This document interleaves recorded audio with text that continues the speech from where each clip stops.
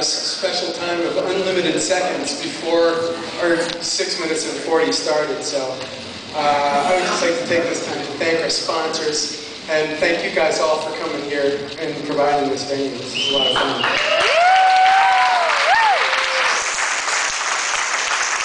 And I thought that I would also take this time to bring you into the fun, what it's like to be up here. I'm just going to warn you, I have a slide that you're going to have to do some reading on. And you're going to take, well, you have 20 seconds in total, but I might go 2 seconds into it, and you're going to have a couple seconds to try to comprehend it, so you have to read in about 14 seconds, so be aware. Hit it! Hello, I'm Charley Wheelock, and I'm the founder and janitor of Kapow Design, an industrial design studio working on southeast Portland. We specialize in the temperamental menage a trois between structure, form, and function. And I'm here to pose the question, why is everybody so quick to think outside the box? Yeah. Boxes and their geometry are synthetic objects that have become so integral to our lifestyle that they're taken for granted. It's a whole manufactured geometry that is the basis, it's the foundation for almost everything we make. And I want to take 6 minutes to discuss this under-worshipped form. I have to ask though, does it really fit in with life on Earth, or do they tend to insulate us from nature? All that stacking and nesting efficiency and brutal practicality, is this naturally occurring phenomenon, or is it a synthetic security blanket that we grasp onto to help explain and organize the wild unknown? Much like a martini. Also like a martini, any variation from perfection has a huge impact. It seems so simple, but it's not. It's an engineered and finessed to an unnatural perfection. It's almost too good. It's suspect. I mean, why? Why do we do this? What could be so influential that we have all these boxes everywhere? I don't know, maybe it's TV. Maybe we're so used to being around boxes that we get a warm, cozy feeling around those hard angles and tight tolerances. Like a tourist going to McDonald's in Moscow and gravitate to what we recognize. Or maybe the shape has become so integrated that to demote the box in our structural hierarchy is impossible. I'm no exception. Looking through my body of work, I've found that boxes are a theme that I can't really escape. Things need to be dimensioned. They need to be freighted and shipped. They need to be assembled. They need to be understandable. They have to fit in. I make tons of boxes. Every kind of box. Big, small, furry, angry, moist, wet. Here's a variation. I manipulated the box here by creating slightly obtuse angles from the back wall to the side walls.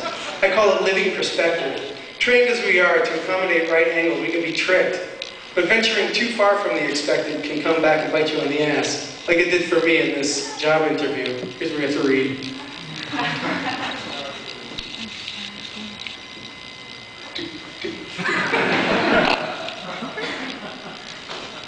Anyway, so I didn't get this job, fortunately. And there's a good chance it could have been because they came up and they saw this picture. And this is some serious backpedaling here due to some unintended variations on perfection. My woodworking friends reel in disgust when I tell them that I backfilled the drawer boxes with Bondo to make up for a 1 degree discrepancy. I think they were just mad because it wasn't wood and it was easy and it worked really well.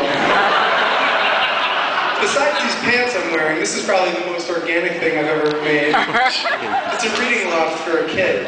And the irony is it came from a sustainably harvested red oak tree in Vermont that was milled into long, squared boards, joined as a rectilinear structure, and then ground back to look like a tree again. It's so natural.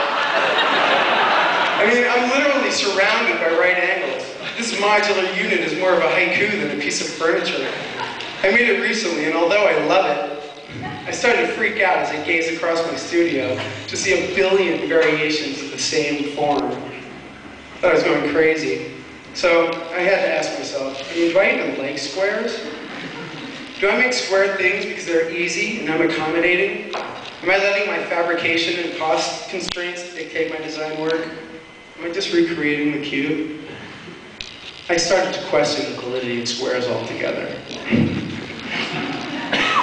I mean, find me a naturally occurring square. I searched the internet and got answers. I got Fibonacci numbers that infer a golden mean and stems from a mint plant and the Giant's Causeway in Ireland. But I'm not convinced that squares are not purely an artificial occurrence. that we use to try to make sense of the world.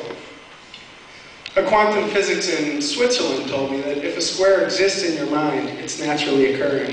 Don't get me wrong, I like a good catch-all philosophy like that. It validates me. But in real life, even salt crystals are cube-ish at best. I found no dead nuts right angles.